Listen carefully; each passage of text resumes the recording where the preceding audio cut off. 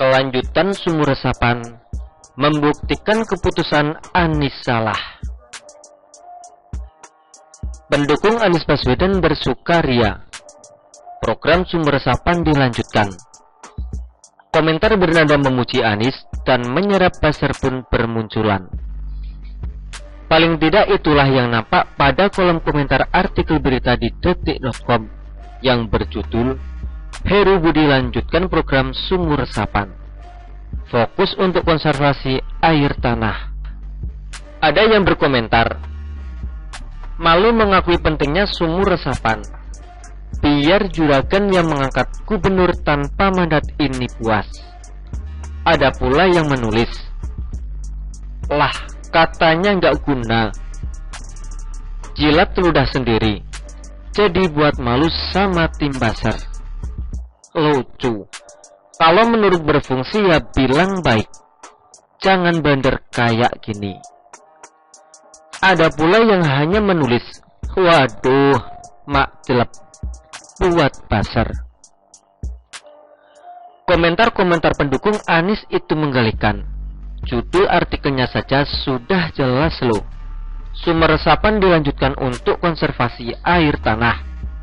Ini sih lebih parah dari hanya baca judul tanpa membaca isi artikel.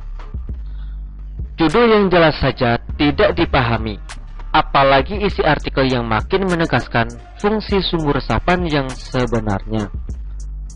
Sumur resapan tujuan utamanya melakukan konservasi.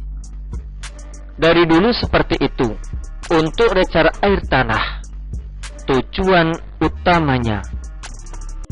Cuma di beberapa titik yang langganan genangan itu, ada yang efektif kita lakukan dengan sumur resapan, di mana sumur resapannya itu sampai ke titik lapisan pasir di bawahnya, sehingga daya serapnya bagus. Kata Sekretaris Dinas Sumber Daya Air DKI Jakarta, Dudi Gardasi, pada hari Rabu tanggal 16 November tahun 2022. Sudah jelaskan, sumur resapan untuk konservasi air tanah, bukan untuk penanganan banjir. Meskipun demikian, sumur resapan juga bisa membantu mengurangi genangan. Di beberapa tempat memang sudah terbukti kok, tetapi tidak bisa menangani banjir yang besar. Sudah jelas bahwa sumur resapan bukanlah program penanganan banjir yang tepat. Mengapa? Dulu sumur resapan dibangun dengan masif dan menghabiskan anggaran luar biasa. Jawabannya mudah. Karena pemimpin Jakarta waktu itu yakin bahwa menangani banjir bisa dengan cara memasukkan air ke dalam tanah. Keyakinan yang terbukti keliru kan. Adanya perubahan tujuan pembangunan sumur resapan juga berefek kepada anggaran. Anggaran untuk tahun 2023 adalah 1 miliar rupiah. Angka ini mengalami pemangkasan 18,7 miliar rupiah jika dibandingkan usulan yang diajukan dalam rancangan KUA PPAS tahun 2023, yakni 19,7 miliar rupiah. Potongannya banyak loh itu. Dari pemotongan itu, nampak bahwa pembangunan sumur resapan tidak akan masif. Sumur resapan hanya akan dibangun di tempat-tempat yang memang pas untuk konservasi air tanah. Penanganan banjir dilakukan dengan program normalisasi sungai yang memang sedang dikebut oleh Pemprov DKI Jakarta.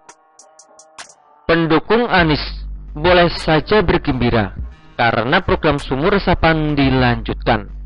Hanya saja, kegembiraan itu mungkin hanya sementara, karena kelanjutan program sumur resapan justru mencoreng muka Anies.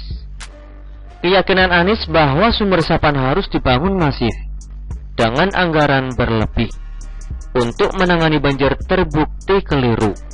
Pemprov DKI yang sekarang menunjukkan hal itu. Begitulah kura-kura. Artikel ini diambil oleh siwo.com dan ditulis oleh Francis Arianto. Bagaimana menurut Anda?